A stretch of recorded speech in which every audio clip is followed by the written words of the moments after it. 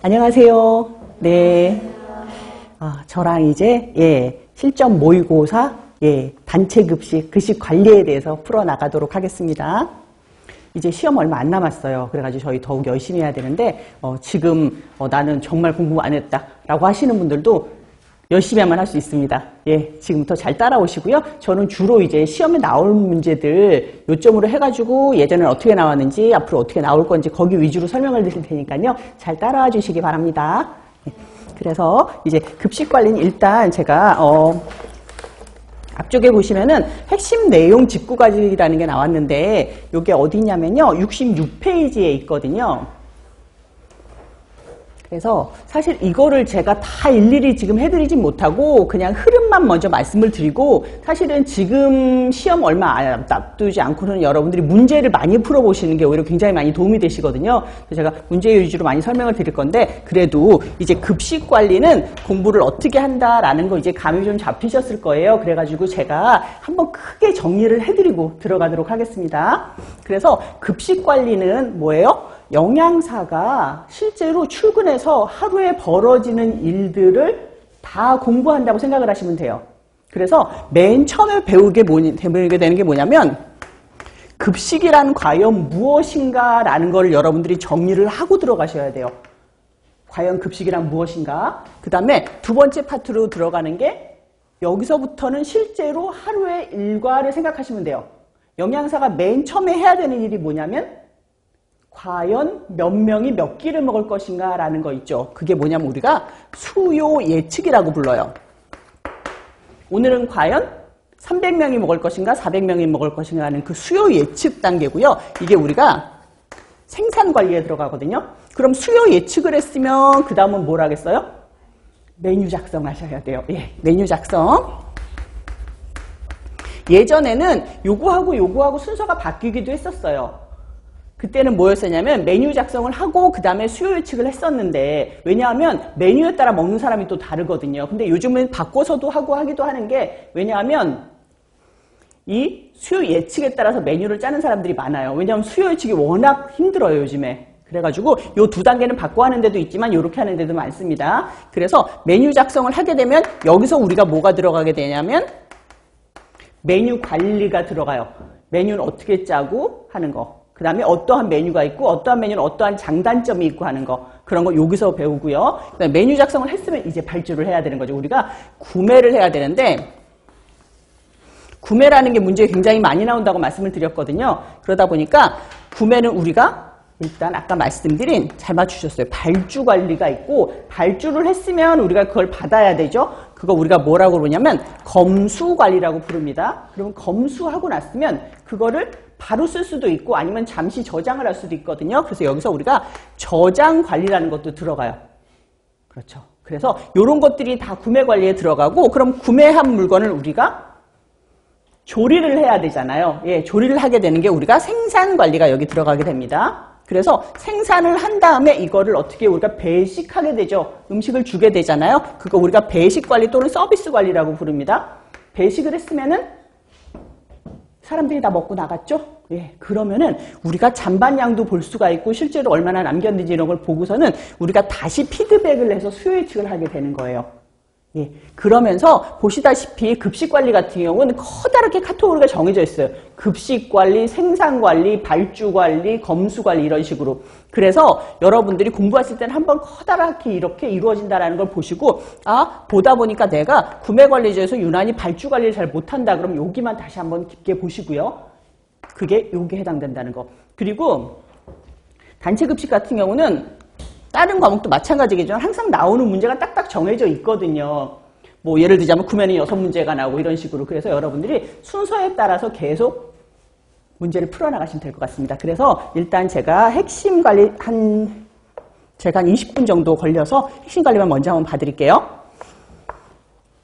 급식관리 66페이지 꼭 알아야 할 급식관리 계산 문제라고 나왔는데 요거는 제가 특별히 앞에 뺐어요. 왜냐하면 단체 급식 같은 경우는 다른 과목에서는 없는 계산 문제가 나오게 되는데 이 계산 문제가 적게는 3문제, 많게는 4문제 나오거든요. 근데 제가 여기 적어드린 데서 다 나와요. 다른 데서는 안 나오니까 여기가 여러분들이 요거를 보셔야 되는데 보면 식단 관리에서 문제 유형은 이제 영양 소요량에 대해서 물어보고요. 그 다음에 성인 환산치 식사 구성안에 대해 물어보고, 그 다음에 구매 관리에 있어서는 발주산, 발주량, 재고자산 평가 등등 나오고, 그 다음에 생산 및 작업 관리에서 요즘 굉장히 많이 나오는 생산성 지수가 여기서 나와요.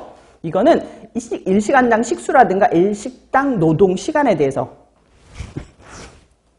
그 다음에 식수 예측하는 거, 그 다음에 위생안전관리에서는 소독액 농도 계산하는 거, 그리고 시설관리에서는 식당 넓이, 그리고 원가정보관리에서는 손익분기점까지 해서 다 나오는데, 제가 요 4가지 파트로 적어놨는데 여기서는 문제가 정말 많이 나오는 거 4개 적어드린 거거든요. 그래서 첫 번째는 발주량인데, 이거는 메뉴가 정해졌을 때 과연 재료를 얼마나 발주를 할 것인가 라는 건데, 요거는 제가 문제 풀면서 해드릴 건데 여러분들이 크게 2줄만 그어놓을게요. 하나는 폐기량이 없을 때, 두 번째는 폐기량이 있을 때. 2가지 파트로 나눠서 외우셔야 되고요. 그 다음에 손익분기점은 우리가 매출액과가 총 비용이 딱 일치하는 거. 내가 음식을 팔아서 지금 하루에 300만 원어치의 돈을 받았는데 비용, 식재료비 쓰고 인건비 주고 다 쓰고 나니까 300만 원을 다 썼어. 그러면은 내가 벌어들인 비용하고 쓴 비용하고 똑같아가지고 나는 우리가 똔똔댔다라고 하는 그 지점, 딱 제로 포인트 이 지점, 그걸 우리가 손익분기점이라고 그러는데, 손익분기점이 되는 매출은 얼마인가라든지 지금 내가 손해가 났느냐 아니면 이익이 났느냐라는 거 구하는 그런 계산 문제가 있거든요. 그런 문제가 나오고, 그 다음에 세 번째 정말 많이 나오는 재고자산 평가라는 게 있는데, 이거는 내가 어떤 식으로 계산을 하느냐에 따라서 내 창고에 들어있는 재고자산이 금액이 달라져요. 그쵸? 예를 들자면 창고 안에 내가 지금 창고 안에 물건이 막 차 있어요. 여기 계란도 한 판 있고, 그 다음에 스팸도 한 조각 있고 등등등 이렇게 있단 말이에요. 근데 이게 과연 얼마의 가치를 가지고 있느냐라는 걸 평가하는 것이 재고자산 평가예요. 이거 왜 하겠어요? 원가 관리하려고 해줘요. 무슨 말이냐면 내가 오늘 이번 달에는 100만 원어치를 샀거든요. 근데 이 안에 있는 내 창고 안에 10만 원어치가 남아있어. 그러면은 내가 100만 원을 쓴 게 아니라 사실은 90만 원을 쓴 거잖아요. 10만 원어치 아직 남아있으니까. 그래서 그런 원가 관리 하려고 우리가 재고자산 평가를 해주는 건데, 요 재고자산 평가가 평가하는 방식에 따라서 뭐 선입선출법이냐, 후입선출법이냐, 최종 구매가법이냐에 따라서 재고자산의 금액이 달라져요. 문제는 그래서 내가 이러한 식으로 뭐 선입 선출로 계산한다면 재고자산이 얼마가 남았느냐 이렇게 물어보는 문제 나옵니다. 그 다음에 제가 계산 문제 중에서 이거 가장 잘 알아두라고 말씀드리고 싶어요. 이게 요즘 제일 자주 나와요. 생산성 지수가. 이게 뭐냐면 내가 생산성 얼마나 잘 이용을 하고 있는, 생산성이 얼마나 높으냐 생산성이 얼마나 낮으냐를 평가하게 되는 건데, 이거는 거의 2가지밖에 안 물어봐요. 한 시간당 식수가 과연 얼마였느냐, 아니면 한 끼를 만드는데 몇 분이 걸리느냐, 그 2가지거든요. 그 2가지만 여러분들이 외워놓으시면은 이거는 사실 무리가 없어요. 그 다음에 영역별 기출 요점 정리인데, 여기서 나온 건 뭐냐면요, 지금으로부터 이제 한 5년 전, 그러니까 최근 5년간 나왔던 문제들만 제가 정리를 해드린 거예요. 여기서 주로 나온다라는 거. 그래서 근데 쓰다 보니까 거의 다예요. 그렇긴 하지만 그래도 자주 나오는 것만 적어놨습니다. 보시면 개요는 급식 대상에 따른 급식 유형의 특징인데, 뭐 예를 들자면 산업체 급식은 어떠한 특징이 있다더라, 아니면 공장 급식은 어떠한 특징이 있다라는 걸 여러분들이 달달달 외우실 필요는 없지만 쭉 이해는 하고 넘어가셔야 되고요. 그 다음에 이번에 급식 체계에 따른 급식 유형인데, 요거는 당연히 별표를 하나 해야겠죠. 이거는 반드시 나와요. 급식 체계는 제가 지금까지 한 5년을 봐도 안 나온 적이 없었거든요.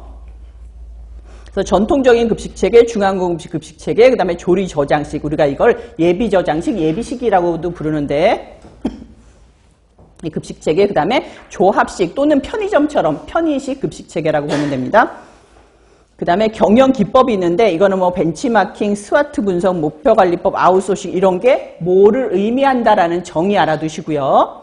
그 다음에 오른쪽에 관리계층과 의사결정 유형은 우리가 최고, 중간, 하위 경영층이 어떠한 의사결정을 하고 있는지, 이거 굉장히 간단한 건데 외우면은 여러분들이 문제가 꽤 많이 나오는 편이거든요. 그래서 전략적, 관리적, 업무적인 의사결정을 한다는 거. 그 다음에 5번은 조직의 종류인데 어떠한 조직이다라고 쭉 나오는 거니까 요거는 여러분들이 정의 알아두시면 됩니다. 그리고 67페이지 아래쪽에 6번의 경영조직의 원칙은 전문화의 원칙부터 해가지고 우리가 조정의 원칙까지 나오는데 요거는 각각의 정의 알아두세요. 그 다음에 두 번째가 이제 메뉴 관리, 식단 관리인데 식단의 종류 여러분들이 제가 고정 메뉴부터 일품 메뉴까지 써놨는데 요거 좀 알아두시고요.